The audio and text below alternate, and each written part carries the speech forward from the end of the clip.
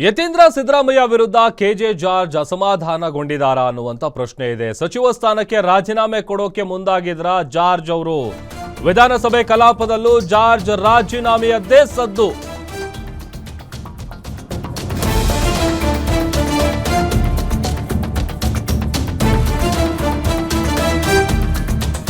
ಯತೀಂದ್ರ ಸಿದ್ದರಾಮಯ್ಯ ಇಂಧನ ಇಲಾಖೆಯಲ್ಲಿ ಮಾಡಿದ ಹಸ್ತಕ್ಷೇಪದಿಂದ ಬೇಸತ್ತು ಸಚಿವ ಕೆಜೆ ಜಾರ್ಜ್ ಅವರು ರಾಜೀನಾಮೆ ಕೊಡೋದಕ್ಕೆ ಮುಂದಾಗಿದ್ರು ಅನ್ನುವಂತ ಸ್ಫೋಟಕ ಅಂಶ ಬಯಲಾಗ್ತಾ ಇದೆ. ವಿಧಾನಸಭೆ ಕಲಾಪದಲ್ಲೂ ಕೂಡ ಈ ವಿಚಾರ ಸದ್ದು ಮಾಡಿದೆ. ವಿಧಾನಸಭೆಯಲ್ಲಿ ಜಾರ್ಜ್ ರಾಜೀನಾಮೆಯನ್ನ ಪ್ರಸ್ತಾಪ ಮಾಡಿದ್ದಾರೆ ಸುನಿಲ್ ಕುಮಾರ್. ಜಾರ್ಜ್ ರಾಜೀನಾಮೆ ಕೊಟ್ಟಿದ್ದಾರೆ ಎಂಬ ಸುದ್ದಿ ಬರ್ತಾ ಇದೆ. ಸಿಎಂ ಮಗನ ಹಸ್ತಕ್ಷೇಪದಿಂದ ರಾಜೀನಾಮೆ ಬಗ್ಗೆ ವಿಚಾರ ಚರ್ಚೆಗೆ ಬರ್ತಾ ಇದೆ. ಅದಕ್ಕಾಗಿ ಜಾರ್ಜ್ ಅವರು ಸ್ಪಷ್ಟೀಕರಣ ಕೊಡ್ಲಿ ಅಂತ ಸುನಿಲ್ ಕುಮಾರ್ ಅವರು ಕೇಳಿದ್ದಾರೆ. ಸುನಿಲ್ ಕುಮಾರ್ ಅವರು ಮಾಡಿದಂತ ಗಂಭೀರ ಆರೋಪಕ್ಕೆ ಸಚಿವ ಕೆಜೆ ಜಾರ್ಜ್ ಅವರು ಸ್ಪಷ್ಟನೆ ಕೊಟ್ಟಿದ್ದಾರೆ. ಯಾವುದೇ ರಾಜೀನಾಮೆ ಪ್ರಶ್ನೆ ಬರೋದಿಲ್ಲ. ಸಿಎಂ ಮೇಲೆ ಸಂಪೂರ್ಣವಾದಂತ ವಿಶ್ವಾಸವನ್ನ ಇಟ್ಟಿದ್ದೀವಿ.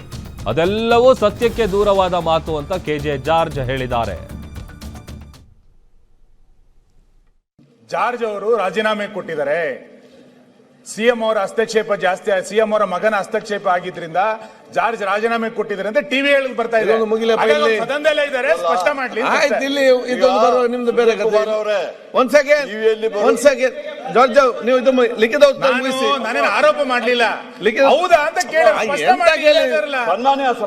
ಮುಗಿಸಿ. ಇದು ಹೇಳ್ತೀನಿ ನಾನು, ಫಸ್ಟ್ ಆದ್ಮೇಲೆ ಅದಕ್ಕೆ ಉತ್ತರ. ಆಯ್ತು, ರಾಜೀನಾಮೆ ಪ್ರಶ್ನೆ ಉದ್ಭವಿಸೋದಿಲ್ಲ, ಆ ತರ ಏನಿಲ್ಲ.